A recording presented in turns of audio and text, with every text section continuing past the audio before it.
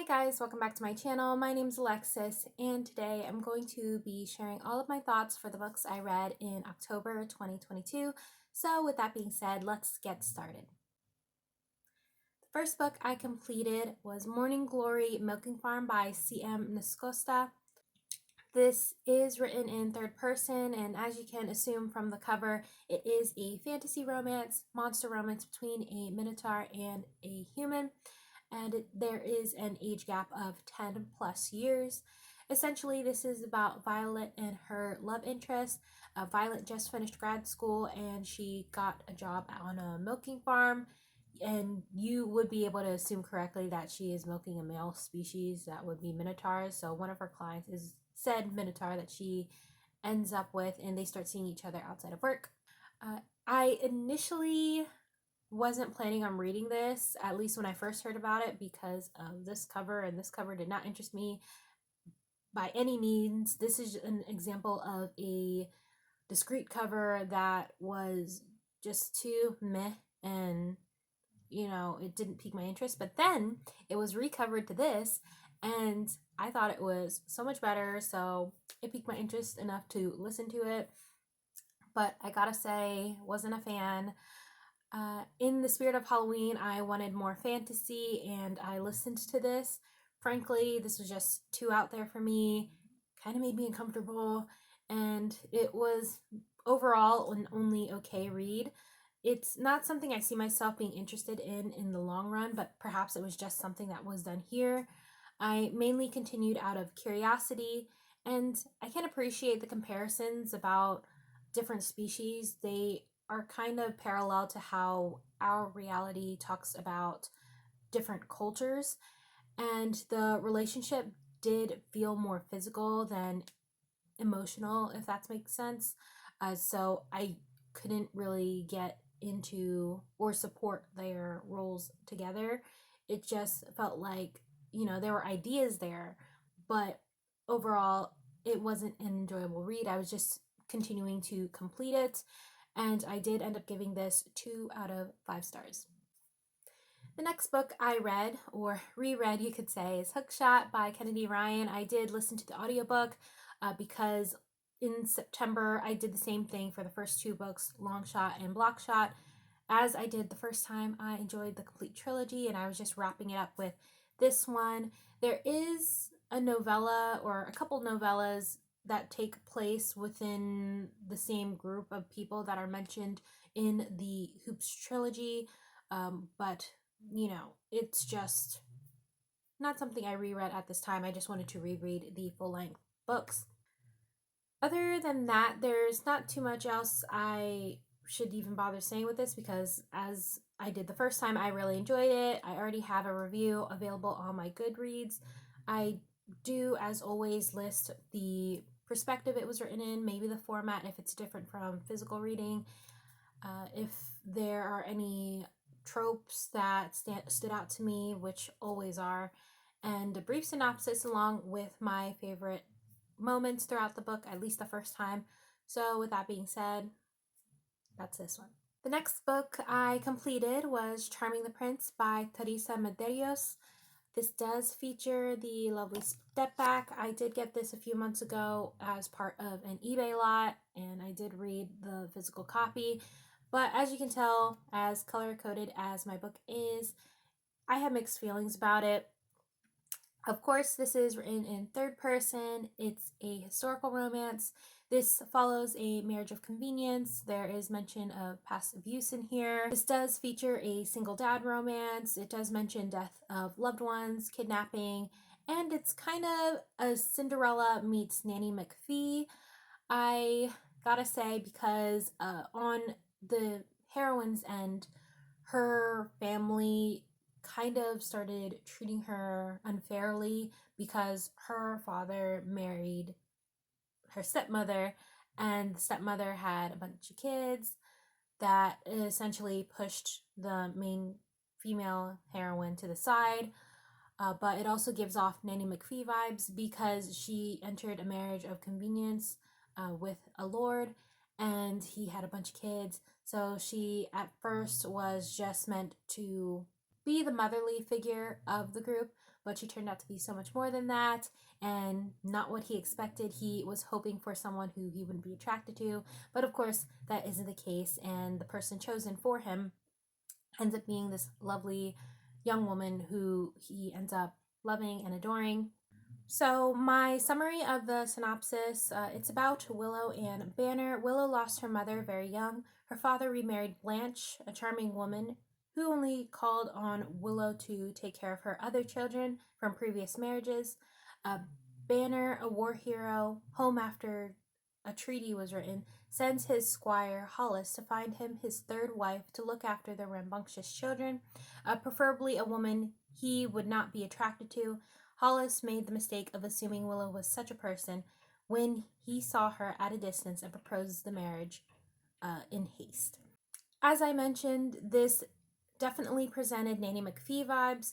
I would also argue it has a hint of Cinderella, considering that Willow was an only child and her father remarried a woman with poor character and children to match. Willow did not have a close relationship with her father after he remarried, and Banner's children reminded me a lot of Nanny McPhee.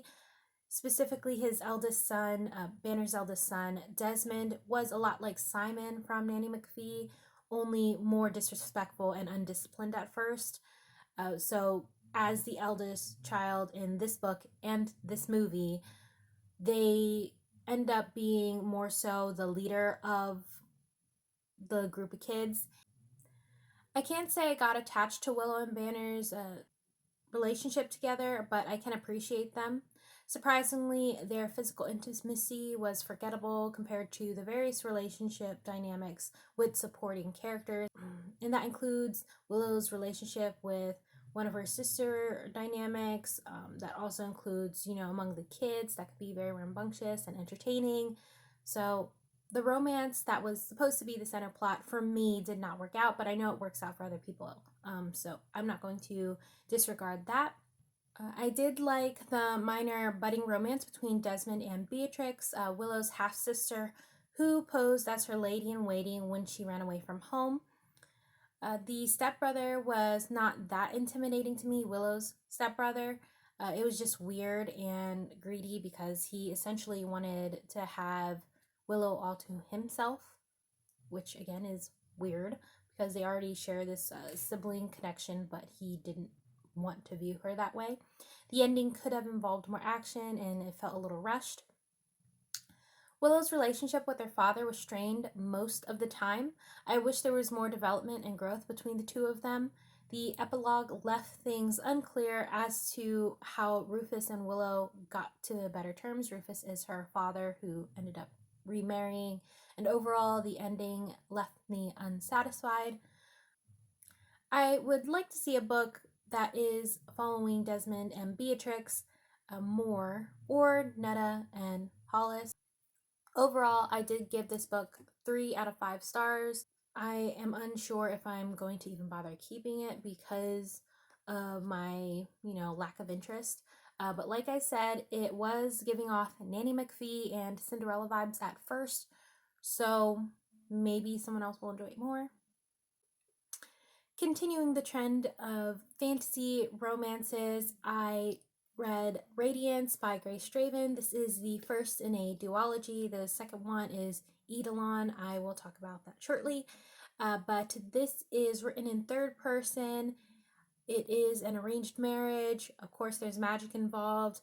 Attempted murder is mentioned, some violence, kidnapping, and it is friends to lovers, a slow burn. Ildiko and Brishan were pushed into an arranged marriage to ally their different kingdoms of different species. His was of the Kai. They were more so night creatures with glowing eyes and pointed teeth, whereas Ildiko is of the human species. They found each other ugly in appearance at first, but their honesty is what essentially grew their relationship, which I thought was very sweet. The beginning was a slow burn, but I definitely grew to love them. The fantasy element took a second to get used to fully understand the world building. I am not an avid fantasy reader, as you may have noticed in my wrap ups, but their playful banter and mutual understanding captivated my interest. and there was no real disagreement for the couple's relationship.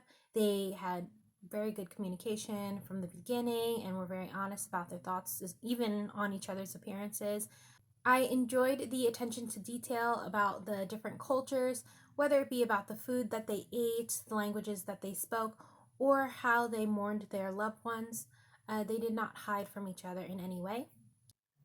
As I mentioned, I enjoyed book 2 perhaps more so than I did Radiance. Eidolon continues the story of Ildiko and Brishan, especially after the events of book 1. They have to save their kingdom from alternative beings that can essentially end the world. So I really enjoyed this. It was giving more so Lord of the Rings vibes because of what was happening. There is, of course, magic, and the chosen one is involved.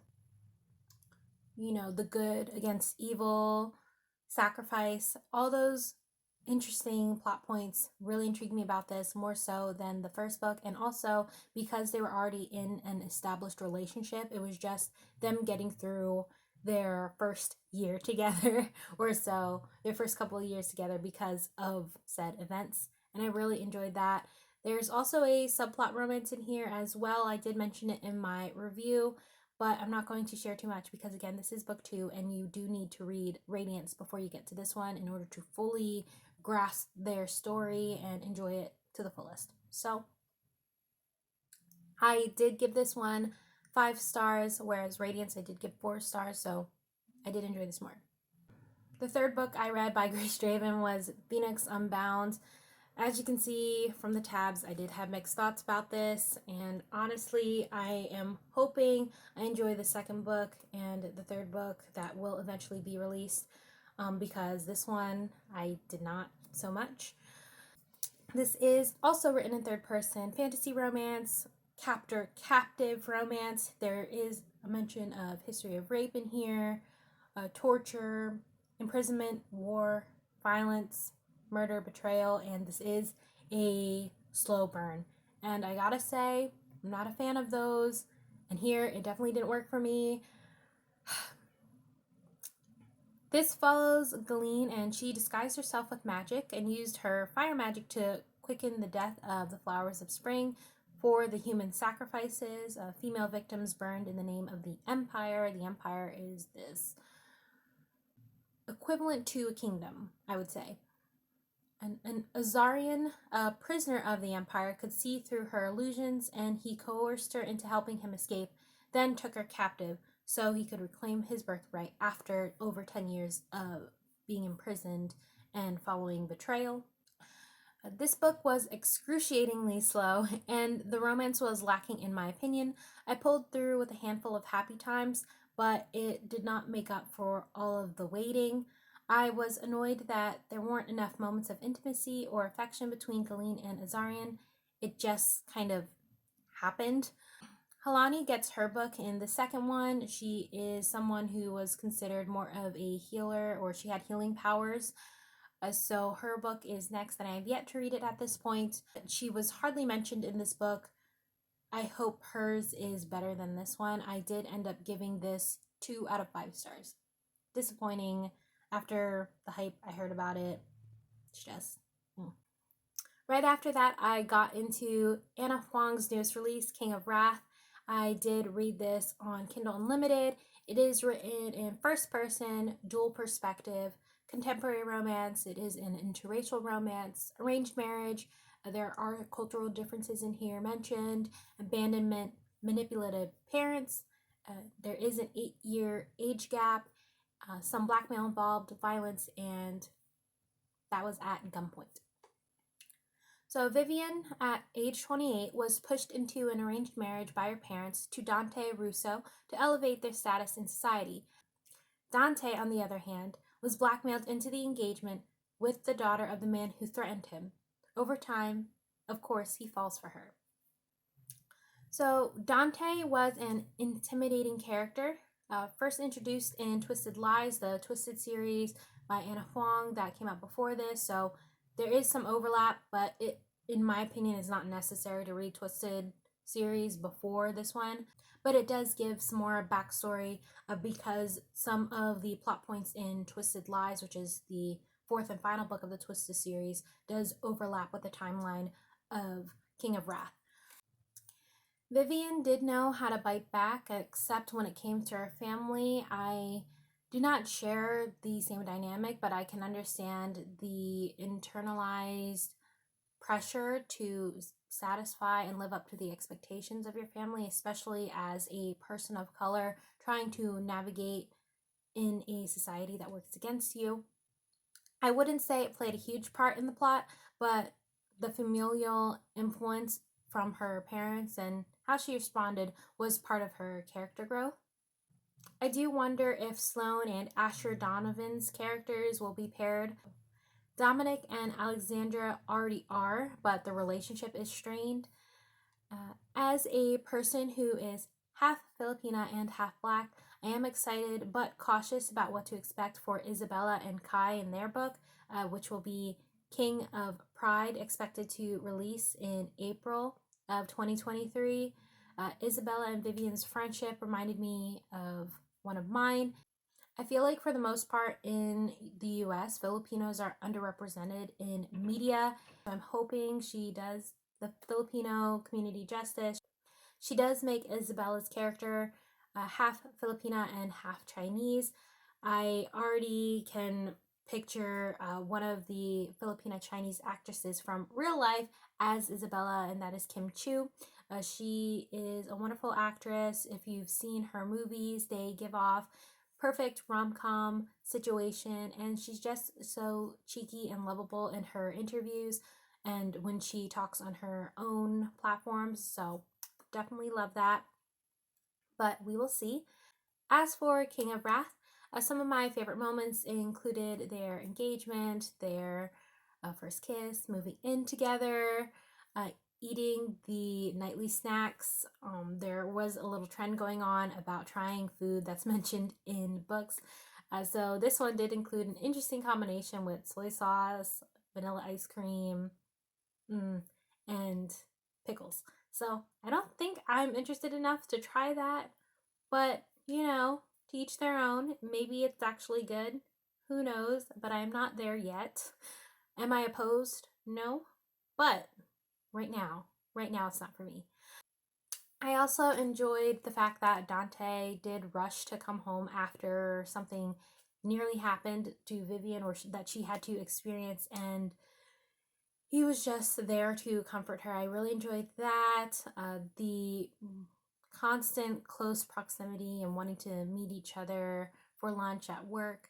It was just all the feels. I did include other mentions of favorite moments in my Goodreads review, but for now I'll leave it at that because it's just something that needs to be enjoyed. I did end up giving this around 4.5 stars because there are a couple books I just enjoyed more in the Twisted series, and this one did not quite top those, but it was still good. So, yeah. After that, for a recent live show, I reread Yours Until Dawn by Teresa Medeiros. This was just purely for enjoyment and analyzation because I did read this back in January as well.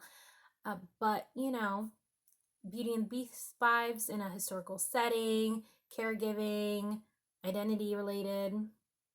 If those are your thing, definitely read this. After that, I read Things We Never Got Over by Lucy Score. This also somewhat blew up on social media platforms. It is written in first person, dual perspective.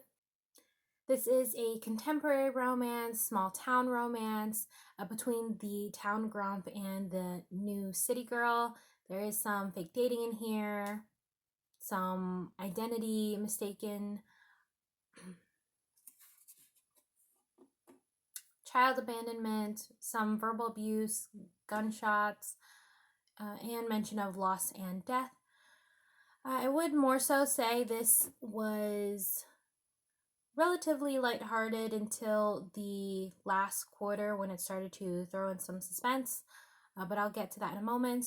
At the age of 36, Naomi was a runaway bride who arrived in a small town her troublesome twin called her to. And upon arrival, the town assumes she is her sister and treat her poorly, including Knox, who is 43. So there is a slight age gap of 7 years. Once he realizes she is not her sister, he decides to help her find a better place to stay with her niece, who she didn't even know about. They go shopping, buy her a new phone, and, other sweet deeds that he does for her. Honestly, this had a strong first half for me. I enjoyed Naomi learning how to be a good parent for Waylay, or parental figure, despite not knowing her for the first 11 years of her life. Waylay was an interesting kid. I enjoyed the fact that she was a STEM kid, science, technology, engineering, mathematics kid, who just wanted to enjoy hobbies her poor mother didn't support. Knox was a good father figure as well. But again, this kind of felt like they were doing some things that were relatively sweet, but then other times it felt like they were acting in a way that maybe 20-year-olds would act in terms of, their choices or how they react to things. So Knox, he definitely had some anger or quick to throw hands type of attitude. I didn't really care for Knox and Naomi too much, especially after that. I didn't particularly care how they started getting together. I was mainly used as a distraction tactic when Knox's brother was shot and injured. So, as a means for comfort, they have a one night stand. The third act breakup did not seem heavy enough for me. Even when Knox finally communicated with Naomi why he wanted to shut her out and how his dad had struggled with addiction and his grandmother kind of shut out other people when she lost her husband, the struggle should have been more entwined with the story, perhaps in the form of flashbacks or the interactions between Knox and his father. The kidnapping and danger at the end felt kind of out of place compared to the first half of the book, because it was more so feeling not necessarily lighthearted, but not action packed. It was more so slice of life elements, if that makes sense. Nash and Lucien shared strong brotherly bonds with Knox, and I had mixed feelings about Knox, not realizing that when he won the lottery, he was trying to fix issues with money.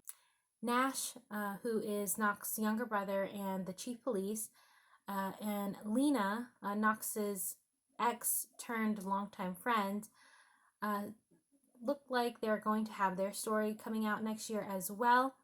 But I'm more so looking forward to Sloane and Lucien's story, because they have history that clearly left Sloane hurt and Lucien still wanting her. So, all in all, I did give this 3 out of 5 stars. Am I, somewhat disappointed by this book? A little bit. But am I dissuaded from the rest of the series? Not necessarily. So I am still looking forward to the next book, which is expected to come out next year. And I think that is called Things We Hide from the Light. But yeah. And then after that, I did hop on the bandwagon with more small town romances. Flawless is first, and it is written in first person. I read it. It's dual perspective, features contemporary romance, loosely hate to love, and it is close proximity.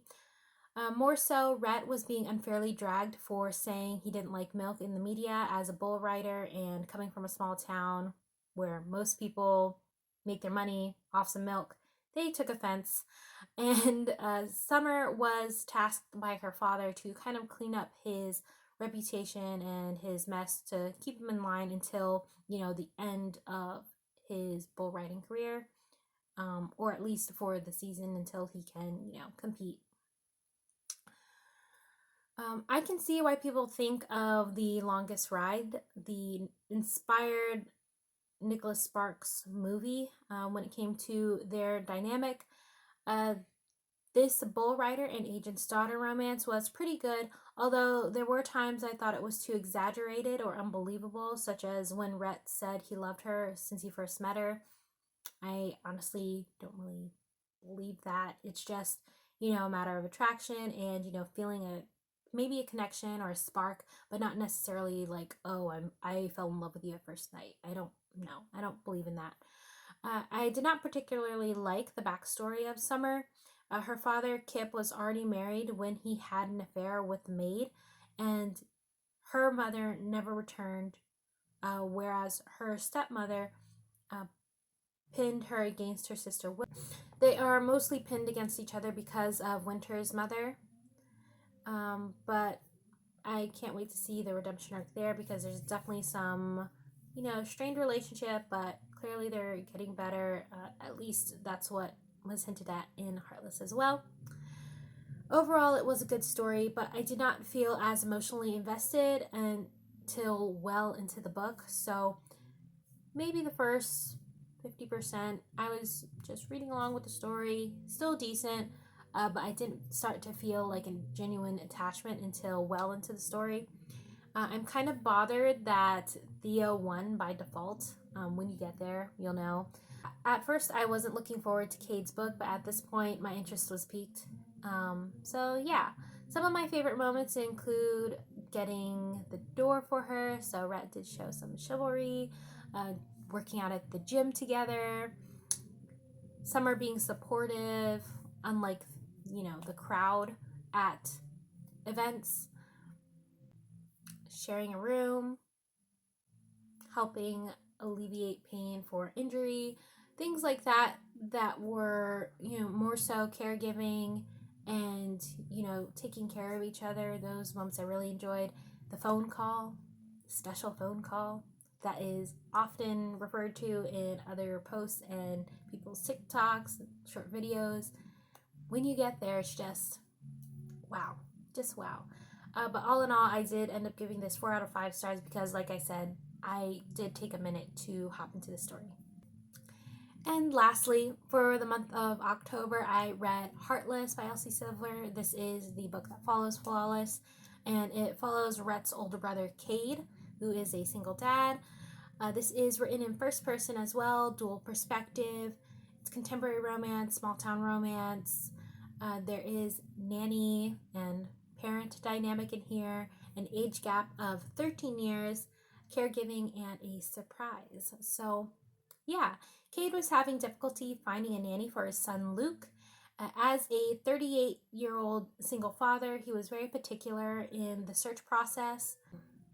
So, Summer, the heroine from Flawless, essentially introduced Willa to Cade to be the nanny for Luke. I really did love this so much more than Flawless. This is definitely the superior book between the two, in my opinion. I was gushing probably over 10 minutes about the relationship dynamics between Willa, Cade, and Luke alone. Their small, intimate family dynamic was just so sweet. I related to Willa in the sense of being young and not having an idea of what to do next. I'm still kind of going through that. I also relate to Cade trying to maintain responsibility regardless of the situations he's put in. Luke was just a lovable kid with antics that cracked me up even more than Willa did, and Willa is definitely someone with a mouth on her. Like, she knew how to banter, and their banter was just so sweet. I enjoyed seeing the setup for Jasper and Sloane in this book. Jasper is a hockey player who was close knit with Cade and Rhett's family growing up, more like a brotherly figure, and Sloane is someone they grew up around. You can already tell that this will be more so a friends to lovers dynamic in Powerless. In the long run, I do expect for Winter, Summer's sister, to eventually have her book, especially because things were hinted at again in this about her and Summer's dynamic. Some of my favorite moments include first meeting at the coffee shop and the dropping of belongings in said coffee shop. That was funny. Luke saying things about his dad. Just in general, that kid was just so comedic. The post-it notes were really sweet, Willa comforting and defending Luke at a birthday party. She was definitely giving Mama Bear or Lioness vibes in that. I enjoyed their kiss in the hay, caregiving, kitchen play, other fun moments in that book. But yeah, definitely enjoyable. All in all, I gave this one 5 out of 5 stars. And those are all of the books that I read for the month of October. Let me know in the comments down below if you've enjoyed any of these as well, or if you have any recommendations. But with that being said, my name's Alexis, and until next time, take care and happy reading.